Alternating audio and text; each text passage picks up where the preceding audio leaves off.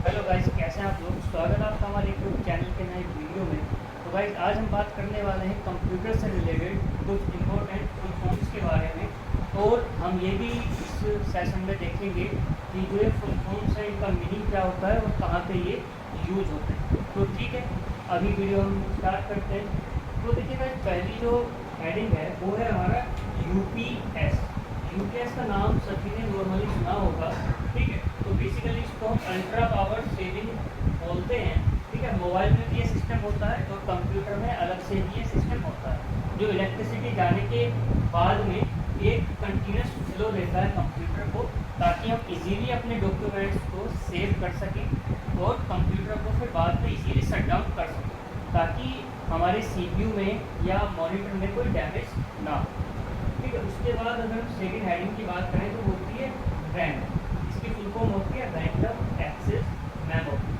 तो ये जो मेमोरी होती है रैम, ये मदरबोर्ड में लगी हुई होती है सीपीयू के साथ में। तो ये बेसिकली कंप्यूटर की या मोबाइल की मेन मेमोरी होती है। जैसे आप कभी भी मोबाइल या लैपटॉप परचेज़ करेंगे तब आप देखते हैं कि इसकी रैम कितने जी।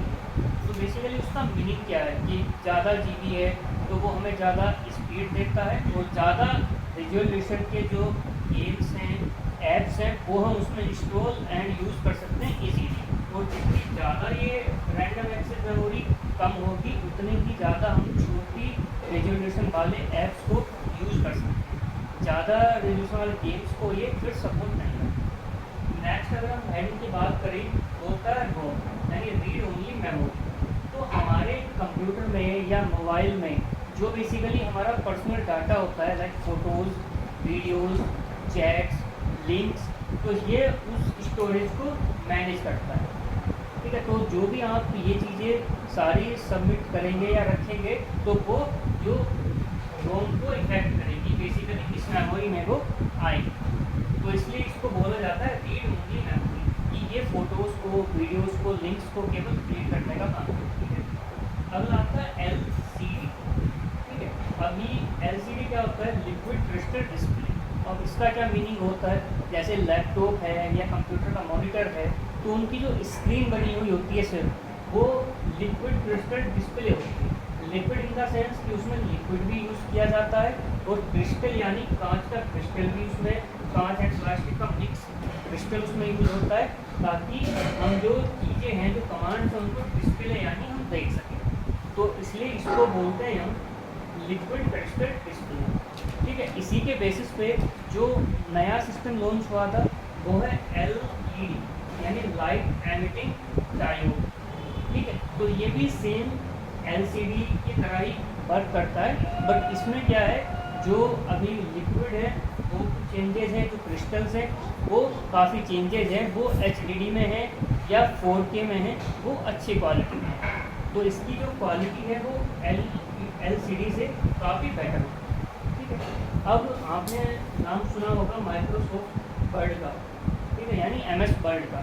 तो एमएस वर्ड में हम जो भी फाइल बनाते हैं तो उसको डीओसी यानी डॉक्यूमेंट हम बोलते हैं।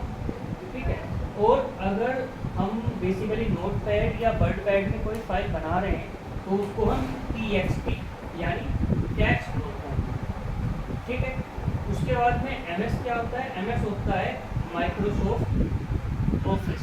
तो माइक्रोसॉफ्ट ऑफिस में ही जो आपके प्रोग्राम होते हैं, MS Word, MS Excel, MS PowerPoint, MS Excel, इस तरह के सारे प्रोग्राम्स एमएस में होते हैं, यानी माइक्रोसॉफ्ट, ये एक अमेरिका की कंपनी। उसके बाद में आता है आईसी। तो बेसिकली जैसे कंप्यूटर को चलाने के लिए सीपीयू ज़रूरी है, रैम ज़रूरी है, रोम ज़रूरी है, इसीलिए मदरबोर्ड में काफ़ी सारी आईसीज लगी होती हैं जो बेसिकली कंप्यूटर को डैमेज से, हीट से, एक्स्ट्रा पावर से और डैमेज होने से बचाने के लिए कंट्रोल करती है। काफ़ी सारी सप्लाई को की सप्लाई जो जाए वो एक कंटिन्यूस फ्लो में ही कंप्यूटर में जाए, ताकि कोई और इशू ना आए।